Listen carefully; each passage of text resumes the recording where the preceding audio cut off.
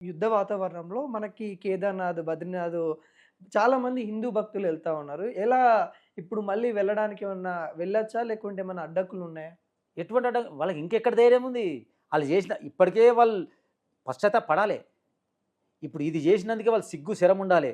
ఇయాల ఇవి చేసిన దానికి గతంలో ఇన్ని కంట్రీస్ వాళ్ళకి పాకిస్తాన్ వాళ్ళకి సపోర్ట్ చేసినాయి. ఇప్పుడు ఏ ఒక్క కంట్రీ సపోర్ట్ చేస్తుంది ఆళ్ళకు? చైనా చేస్తోంది. చైనా చేస్తది. ఎందుకు చేస్తది? ఎందుకనంటే మనం వాళ్ళకన్నా ఎక్కువ ఎదుగుతున్నాం కాబట్టి.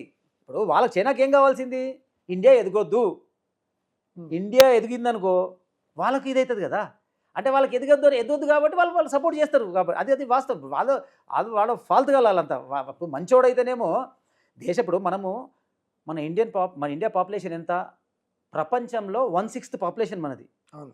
1/6 పాపులేషన్ అంటే ప్రతి ఒక్క దేశానికి మన దేశంతో అవసరం ఉంటుంది. ఎందుకంటే అవతలి వాడు ఏ కంట్రీ అయినా సరే, ఏ చిన్న సామాను, ఏ చిన్న సూది మ్యానుఫ్యాక్చరింగ్ చేసినా అని కూడా వానికి అమ్ముకునే అవకాశం మన దేశంలోనే ఎక్కువ ఉంటుంది. మన దేశంలో ఎక్కువ ఉంటుంది.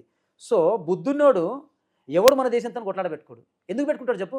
ఇలా ఎవడో నువ్వు చేసిన తప్పు సరే, నిజంగా నువ్వు పాకిస్తాన్ నిజంగా తప్పు చేయకపోతే ఏ కంట్రీ అయినా సపోర్ట్ చేస్తుండేనేమో. కానీ వాస్తవాలు వాళ్ళకి తెలియదా? వాస్తవాలకు తెలుసు కాబట్టే వాళ్ళకి ఇలా ఏ కంట్రీ ఏ దేశం కూడా మనకు సపోర్ట్ చేస్తలేదు. ఎందుకు చేస్తుంది? చేస్తే రేపు పొద్దున వానికి కూడా మనం సరైన సమాధానం చెప్తాము.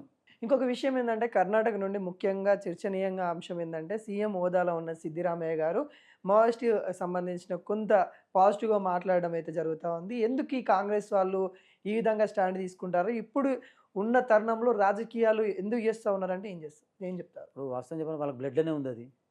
ఇప్పుడు వాళ్ళకి బ్లడ్‌లో ఉన్నప్పుడు మనం దాన్ని ఎంత గుంజినా మనం ఎంత దానికి ఆ బ్లడ్ ఫస్ట్ అది వాళ్ళు ప్యూరిఫై కావాలి. ఇప్పుడు నువ్వు ఎక్కడైనా విమర్శించు. ఇటువంటి సందర్భాలలో నువ్వు విమర్శించొద్దు. నువ్వు ఎంట నిలబడాలి. నీకు సపోర్ట్‌గా ఉండాలి. అంటే నీ ఈడ కూడా నువ్వు రాజకీయం చేస్తావంటే ఇక నిన్ను ఎవడు మార్చలేడు ఇక.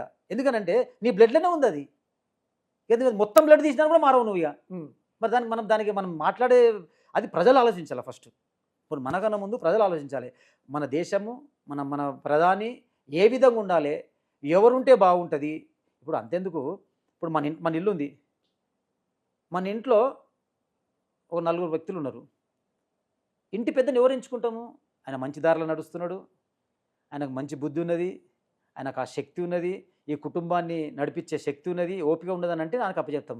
కానీ ఆ ఇంట్లో తాగుబోతాడు, వాడు లంగా, వాడు పొద్దున్న లేస్తే డ్రగ్స్ తీసుకుంటాడు అంటే వానికి నువ్వు అప్పచెప్తావా? లేదు. మరి అప్పచెప్పం. సో అట్లనే మన దేశం కూడా మనకు ఇల్లు ఇది. సో మనము ఎవరికి అప్పచెప్తే మన ఇల్లు బాగుంటుంది అనేది నువ్వు ఆలోచించుకోవాలి. అంతేగాని ఇక్కడ ఈ ఆలోచించకపోతే రేపు పొద్దున మన భవిష్యత్తు ఏమవుతుందో తెలుసా?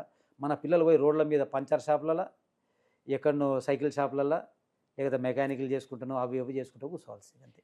ఇంకోటి పాకిస్తాన్ నుండి బెదిరింపులు ఏందంటే ముఖ్యంగా హైదరాబాద్ కూడా బెదిరింపులు వస్తా ఉన్నాయి. హైదరాబాద్‌లో కూడా మేము చెప్పకుండానే కొన్ని కార్యక్రమాలు చేయబోతా ఉన్నాం అన్నట్టుగా కొంత ఇంటెలిజెంట్ బ్యూరో గాని వాళ్ళు చెప్తున్న తరుణం కనబడుతుంది. హైదరాబాద్‌లో కూడా హై అలర్ట్ ప్రకటించిన పరిస్థితి వచ్చింది.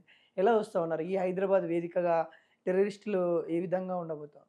ఇది నిజంగా చాలా సీరియస్ మ్యాటర్ ఇది. దీన్ని మనం చాలా సీరియస్‌గా తీసుకోవాలి. ఎందుకంటే మన దగ్గర స్లీపర్ సెల్స్ చాలా మంది ఉన్నారు. హ్మ్. ఇవాళ మేము చూసినట్టయితే మన ఎలక్షన్‌లో కూడా మేము పనిచేసినాము. అసలు ఆశ్చర్యం ఏందనంటే ఒక్కొక్క ఇంట్లో 500, 600 ముస్లిం ఓట్లున్నాయి. అవి ఏడికెళ్ళొచ్చినాయి? హ్మ్. మళ్ళా ఈరోజు వాళ్ళకి ఆశ్రయం ఇస్తున్నారంటే ఇక్కడ మన చార్మినార్ హోల్ సిటీనే మరి. ఇలా హోల్ సిటీలో మన ఆఫీసర్లు పోయి కనీసం కరెంట్ బిల్లు కట్టమని అడిగే, వాటర్ బిల్లు కట్టి అని అడిగే సత్తా లేదు. మరి ఇట్లా ఉంటుంది అంత అంత దానికే ఉన్నప్పుడు వీళ్ళు ఇట్లా ఉంటుంది స్లీపర్ సెల్ ఎంతమందిని ఇంట పెట్టుకుని ఉంటారు? సో ఇది మనకు ఎంత ప్రమాదం అని అంటే ఇది ఒక మళ్ళీ పాకిస్తాన్ తయారవుతుంది. సో దీన్ని మనం చాలా సీరియస్‌గా తీసుకోవాలి. ఇక్కడ ఉన్న ముఖ్యమంత్రి గారు కూడా నాకు తెలిసి అతను కూడా ఒక మంచి డిసిషన్ తీసుకుంటాడు. ఎందుకంటే ఆయనకి కూడా దేశభక్తి ఉన్నది కాబట్టి అని మేము అనుకుంటున్నాం కాబట్టి ఖచ్చితంగా దీని మీద చాలా సీరియస్ యాక్షన్ తీసుకోవాలి. ప్రతి ఇంటింటి లోపల జొర్రి మరి ఈ ఎంక్వైరీ చేసి ఎవరున్నారు, ఏమున్నారు, ఎట్లా అనేది ఎంక్వైరీ చేసుకోవాలి. ఇంకోటి మెయిన్ కూడా మనకు ఈ మదర్సాలు ఉన్నాయి కొన్ని. అవును. ఈ మదర్సాలలో కూడా ఇప్పుడు ఎగ్జాంపుల్ ఒకటి చెప్తానండి. ఇప్పుడు మన పిల్లలు ఫర్ ఎగ్జాంపుల్ మనం ఏ స్కూల్లోనైనా పోయి అడ్మిషన్ తీసుకోవాలంటే కంపల్సరీ ఆధార్ కార్డు కావాలి. ఏదో ఒక ఐడీ ప్రూఫ్ ఉండాలి. పేరెంట్స్ వచ్చి మాట్లాడాలి, చేయాలి. అది లేకపోతే మనకు అడ్మిషన్ కూడా ఇవ్వరు. అవును. మరి అటువంటిది మన దగ్గర డేటా ఉందా లేదా? ఈ మదర్సాలు ఎన్నున్నాయి? మళ్ళీ ఈ మదర్సాలలో చదువుకునేటోళ్ళు ఎవరు? వాళ్ళ ఆధార్ కార్డులు ఉన్నాయా? ఐడి కార్డులు ఉన్నాయా? పోనీ వాళ్ళు చదువుకున్న తర్వాత వాళ్ళు ఎక్కడ పోతున్నారు? పోనీ వాళ్ళ లోపల ఉన్నప్పుడు ఏం చదువుతున్నారు, ఈ డేటా ఉందా? ఇప్పుడు ఏ స్కూల్ అయినా సరే ఏం నేర్పించాలని పిల్లలకు? మన విజ్ఞానం దేశం గాని. కోసము, మన పిల్లల కోసం, వాళ్ళ భవిష్యత్తు కోసమో నువ్వు టెక్నాలజీ అవి నేర్పి. కానీ నువ్వు మదర్సాలో ఏం నేర్పిస్తున్నావు? అది ప్రజలకు తెలవాలి కదా. అంటే నువ్వు పిల్లలకు చిన్న ఉన్నప్పటి నుంచి మంచి నేర్పిస్తున్నావా, చెడు నేర్పిస్తున్నావా? పిల్లలు ఎవరైనా పిల్లలే కదండి. ఇప్పుడు ముస్లిమా, హిందూ అని పుట్టేటప్పుడు వాడు ఇదైతాడు ఏం రాసుకొని రాడు కదా.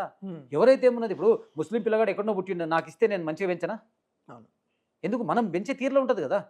ఎవరైతే మన పిల్లల లోపల కూడా మనం ఏదైనా పుట్టిన పిల్లల్ని చూసుకొని వీడు ఇట్లా వీడు అంటే మనం అది చూడం కదా. అవునవును. ఇప్పుడు వాళ్ళని నాకు ఇస్తే నేను వాళ్ళని మంచి తీర్చిదిద్ది ఒక డాక్టర్నో ఇంజనీరో చేస్తాను నేను. మరి నువ్వు ఏం చేస్తున్నావు?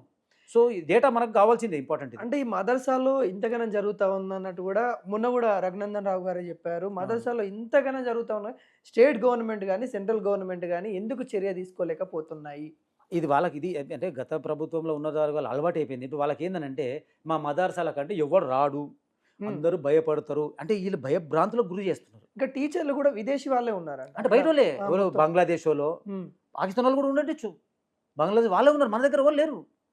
కాబట్టి ఇది చాలా సీరియస్ మ్యాటర్.